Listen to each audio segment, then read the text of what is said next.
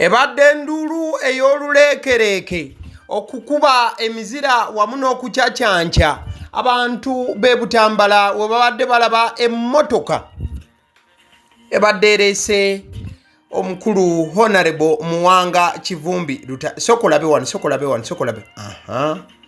Omusirikale avudde ku patro n'agwa ennume y'ekigo ne bannayuganda mu kifo ky'okusaasira ofiisa ate batandise kubanga bakuba nduulu na kucacyanca.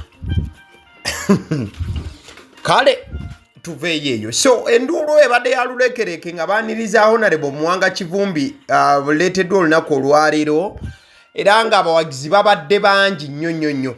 Bano babadde bayimiridde ebweru wa Kooti olw'ensonga baagaaniddwa okubeera nga bayingira munda.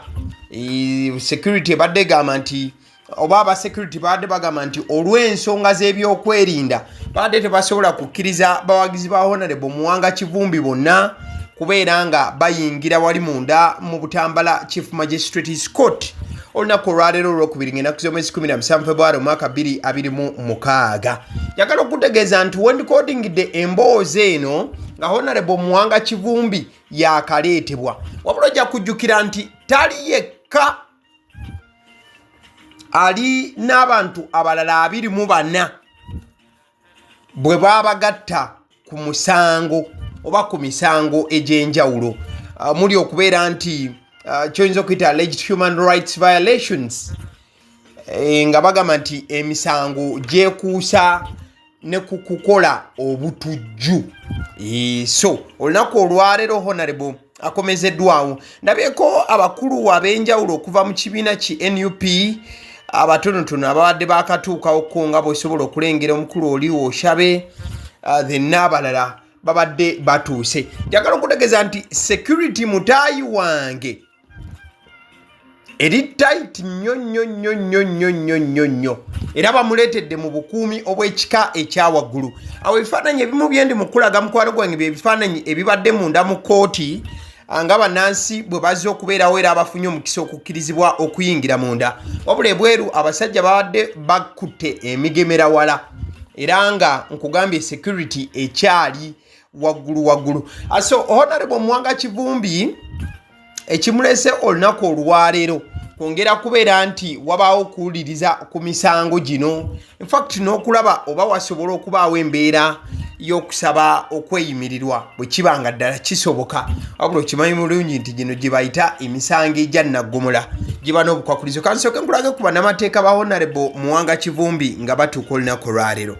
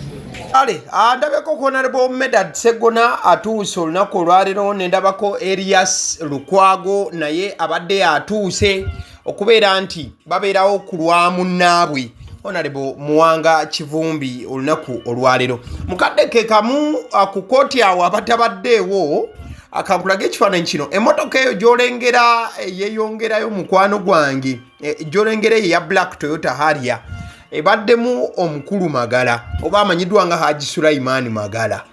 Ono nno abawagizi ba Honorable Muwanga Kivumbi bamututte talinnya ebweru wa kooti olunaku olwaleero olwokubiri. Bamugobye bamugambye nti genda Haji Sulaiman Magala genda, nga bamugamba mbu tabeereddeewo munywanyi we, like tabeereddeewo Honorable Muwanga Kivumbi.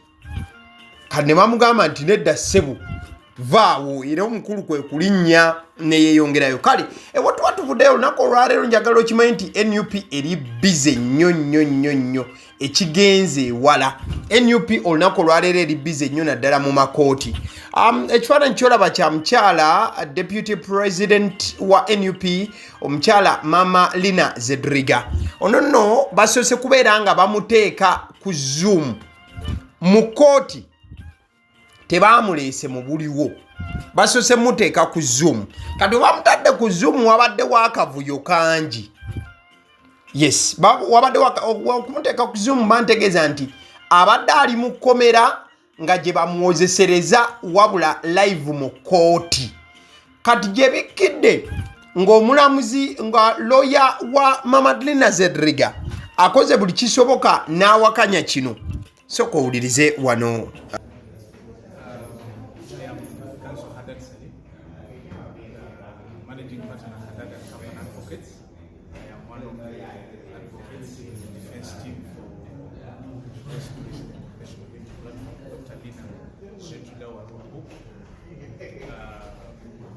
Today, basically, we are all shocked that she should be produced on Zoom when we are learning that she's actually within. So when we started court, internet, whatever transpired here kept disturbing. Whenever we submit here, she cannot get it. And the magistrate at first started explaining. Every time we make submission, he has to first relay to him. That's when now, as defense, we made an application that the matter is to go over and in order to be able to have her produced here physically, because it is her right to physically follow. Yes, of course, omukulu gw'olabye ye Council Salim Haddad, ono nga ye munnamateeka wa Deputy President wa NUP Mama Dr. Lina Zedriga.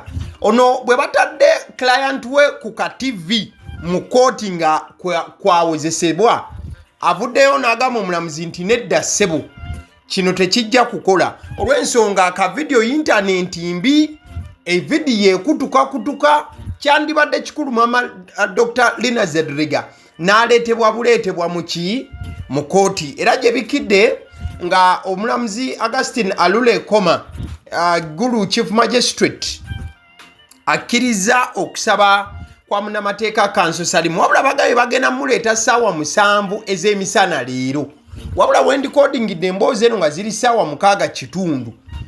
Mama Dr. Lina Zedriga aleeteddwa mu ddakiika ntono nnyo oluvannyuma lw'omulamuzi okusalawo nti aleetebwe.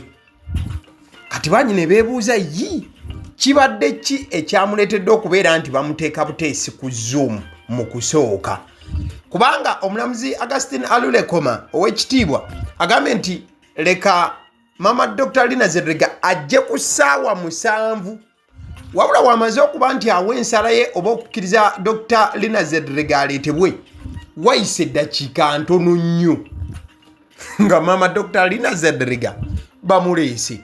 Era yoyo gwolaba ku screen eddakiika eno. State Attorney abaddewo omukyala Patricia Ediedo tawakanyiza kyakubeera nti Mama Dr. Lina Zedriga aleetebwa. Kati bwe tutuukira wano wabaddewo ensonga ya habeas corpus, if I'm pronouncing the word rightly, bwe muba nga mubadde mugoberera agaliwo naddala ku misango gino egyaba NUP, mubadde nga at least musobola okuba nti muwuliriza ekigambo ekyo. Dr. Lina Zedriga, the Deputy President of National Unity Platform for Northern Uganda, allegedly was picked up from her home in Gayaza, Chetume, by armed men in military outfit on January 16, 2026. but security agencies went ahead to deny having her at the time. Later, on the 19th of January 2026, a habeas corpus application was filed at the High Court Civil Division in Kampala, where her legal team was compelling the Attorney General, the Chief of Defense Forces, CDF, plus the Uganda People's Defense Forces, UPDF, the Inspector General of Police, the Directorate of Intelligence and Security to produce Dr. Lina Zedriga in court. In an affidavit filed by the state on the 27th January 2026, SCPE Tumgumye Godwin, SCP, not SCPE, SCP Tumgumye Godwin, an Assistant Commissioner of Police, stated that there was no record indicating that Dr. Lina Zedriga was in police custody.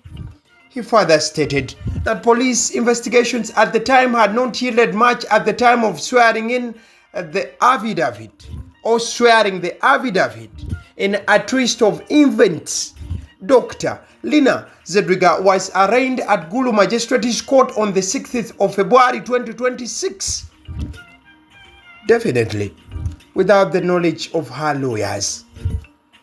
According to the state, Dr. Zedriga, in the month of December 2025, at various places in northern Uganda, namely Gulu, Amuru, Omoro, and Noya, the doctor incited people to do an act of violence or acts of violence, attack the supporters of the National Resistance Movement, NRM, an act based on reason of their political opinion.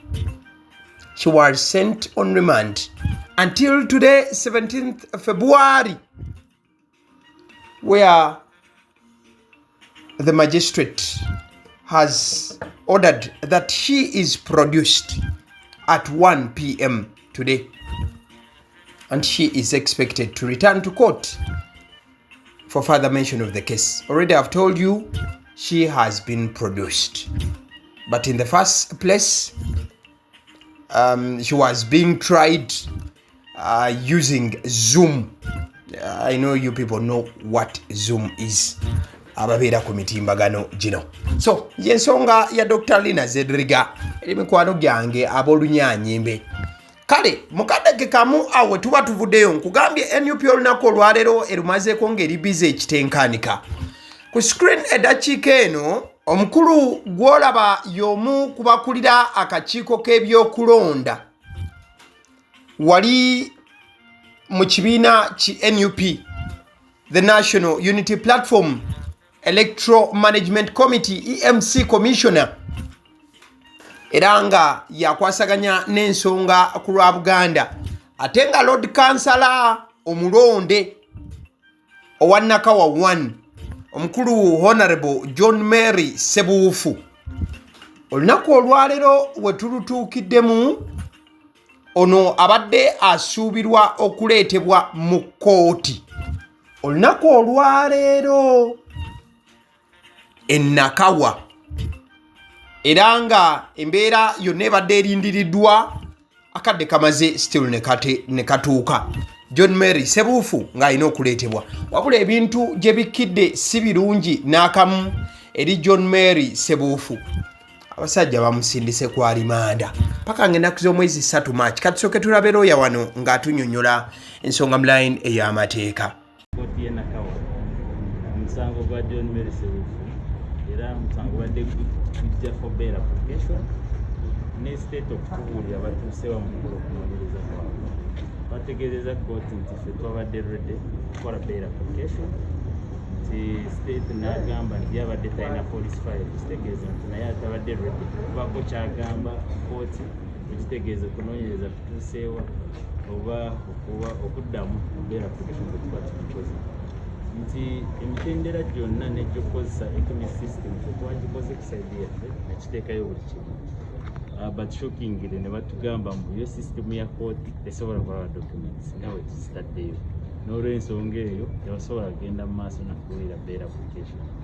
Nti nategeezezza omulamuzi nti ayimirire mu katono tusobole okusotinga ekizibu kino wakati we system administrator naffe oba ewaffe bibadde biraga era mwandabye nga nzigulawo essimu yange nga ndaga kooti ne state attorney nti oluvannyuma ne bigaana nti naye bino byonna bibaawo olw'okuba nti judiciary yatandika system ya equimus nga tebali beetegefu nga ndowooza n'ekyokugikolera ekiddako tebakimanyi yagibaguza n'akomaawo nti kati system bwekulema saidi yo tokinenyeza nze tunenya nze looya akoze ogwange oba omuntu aze kusaba okwebiri omugaso gwa bino byonna kutuyambako nze nsobole okuteeka empapula z'abeeyimirira omuntu n'ezoogera ku muntu oyo gwe tuze kusabira okweyimirira kooti esobole ozitegera nti era ne hard copy tuziina naye olw'ensonga eyo tosobola nayedde kuyimiriza mu kooti sotinga ekizibu ekyo oba otukkirize tukuwa empapula nga bwe ziri nga system bwetereera ebyo byonna bitulaga embeera gye tuyisibwamu nti judiciary eno yaffe gye tulimu eyandibadde nkulu nnyo era nga yeyina okukwasiza amateeka gaffe okukuuma eddembe lyaffe n'okuliza mu nteeko obanga waliwo yakyobola tasobola okutuulawo n'akugamba nti olw'okuba sisitemu nze ewange tendaga ddayo eruzira weeks bbiri okomyewo nga 3 ekyo kibaddewo mu kooti ya John Merisebufu naye tebijja tumala mu maanyi tujjagenda mu maaso ffe tukole kye tulina okukola era eggwanga liba liraba biki ebigenda mu maaso bino byonna birimu ebya John Mary Sebuufu si byangu n'akamu bamusindise ku alimanda paka omwezi ogujja oyo muna NUP nkugambye olunaku olwaleero lubadde bize nnyo eri naddala ku saidi y'abamu ku bakulu mu NUP omukulu gw'olaba amanyiddwa nga Akiso Benjamin ono naye omu ku bakulira ezimu ku institutions eza NUP naye abadde asuubira okuleetebwa mu kooti wali ekanyanya wendikodingidde emboozi eno Kanyanya Magistrates Court mugimanyi bulungi etera okuleetebwamu ba Edi Mutwe etera okuleetebwamu Waiswa Alex Mufumbiro n'abalala Akiso Benjamin naye asuubirwa era wendikodingidde emboozi eno nga asuubira okujja ku kooti ku ssaawa 7 kati emboozi woba ogirabe nga zisusse 7 then olina kuba ng'onoonya updates ku YouTube channel eyagaliwo. For more information, my brother or my sister, my comrade that is watching right about now. Ku screen omukulu gw'olaba ono nno lawyer wa Bobi Wine omukulu amanyiddwa nga Kakulu baamukuta olunaku lw'ejjo era kipayopayo nga asibiddwa. Kakulu oba amanyiddwa nga Tumusiime Kakulu babadde bagenze mu maka ga president w'ekibiina ki NUP Bobi Wine abasajja ne bamukwatirayo oba ne bamuarrestinga okakkana nga bamukubye mu mbuga z'amateeka. Bintu byabadde nno bitabukidde ddala. Then Kakulu yaleese abamuyimiridde babadde babiri nalabyeko Aryampa Brian ne Nelson Mandela is that guy called Nelson Mandela omulala abamweyimiridde yabadde awerekeddeko omukulu John Baptist Nambeshe deputy president wa NUP mu Eastern region bano babadde bazze kubanga bakyala wali Emagere kati ne bamukwata ku musango gwa nuisance waliwo omusango gw'okwefuula nti ekitagasa. So at the end of the day he was granted a police bond era kati alya butaala. Kifaananyi ekyo kyolaba kya Bobi Wine gye buvuddeko ng'ali ne maama Dr. Lina Zedriga. Bano nno wenjogerera bonna ebintu si birungi ku saidi yaabwe. Maama Dr. Lina Zedriga ali mukomera in fact baamugye saidi eno luzira ne bamutwala paka ate mukomera ly'eggulu. Yes. Di mukomera era wuuyo aleeteddwa mu kooti ate Bobi Wine amayitirege ne gye buli eno tegannamanyika newankubadde nga atera okuweereza signals eziraga nti health wise ali okay but ate ali on the run n'okubeera nti akyali mu kwekweka olw'obutamanya kiki ddala kiyinza kubanga kiddirira eri abo basuubira nti bandimutuusaako embeera eyinza obutabeera nnungi. Kale banna NUP beetaaga saala saawa zino. Kale nzikiriza nkutegeeze ku bannaffe aba Honeybites bagamba nti bo omulimu gwe bakola gwa kukolera byakulya eby'abaana abadda ku masomero. Bwe tugamba abaana abadda ku masomero saabo bokka abadda ku masomero wabula n'ababeera ewaka balina package ey'ebyokulya eby'abaana mu line efaananako bwetyo. Gwe bakubire bukubizo bagambe njagala package y'ebyokulya by'abaana abali ku masomero ba abaana abalya ebyokulya. Balina ebyokulya yogera ku daddies, yogera ku binyeebwa, amawogola, yogera ku bagiya, yogera ku cupcakes, yogera ku donuts. Osobola okubafuna ku 0709 787508 ate era mukadde ke kamu bw'oba oyagala ku pizza size yonna era namba y'emu. Ate era mukadde ke kamu bakola ne cake eza buli mukolo, babayita aba Honeybites. Njagala n'okutegeeza ku bannaffe aba Alson Painters UG, bano basiizi ba langi era nga balina obukugu mu kusiiga langi era bamanyi ne langi ki egenda ku kizimbe kyo era mu ruumu ki. Tebasobola kuddira langi yandigenze mu kisenge ate ne bagisiiga mu ddiiro ey'omu dining ne bagisiiga mu kinaabiro. Nedda, Alson Painters UG omulimu gw'okusiiga langi bagukugukira ddala. Basiiga ebizimbe okuviira ddala ku ruumu emu paka ku makalina n'amakalina. Gwe bakubire bukubizo bagambe nti Alson Painters UG namaliriza okuzimba ekizimbe kyange. In fact ne bw'oba olina ekizimbe nga kikadde nga olaba langi yaakyo efaanana si bulungi, Alson Painters UG bazze kugonjoola ensonga eno. Bakubire ku 0705 193636 be bannaffe aba Alson Painters UG. Abasibye omusunsuzi ly'erinnya eryange yenze Abasibye omusunsuzi, yenze atuula emabega w'omuzindaalo buli lunaku era ly'eddoboozi ly'owuliriza ku mukutu guno. Abasibye omusunsuzi ly'eddoboozi eryo era ng'omukutu kwoli gwe guno ogwagaliwo. Nagamba nti information yonna gy'olaba ku channel eno tetugattamu kintu kyonna ate tewali kye tutoolamu. Information nga bw'eba eyingiddewo ffe bwe tugikwata ne tugikuwa. Kati gwe omulabi n'osalawo ki eky'okukozesa information eyo. Kati ky'ogenda okukola mukwano gwange bw'oba omaliriza okulaba vidiyo eno, likinga, commentinga ki ky'olowooza, mukadde ke kamu subscribinga bw'oba nga omukutu guno oli mupya. Ate era mukadde ke kamu sharingira mikwano gyo girabe vidiyo eno ate ne videos endala ku mukutu guno. Agaliwo YouTube channel, mwebale kutulaba.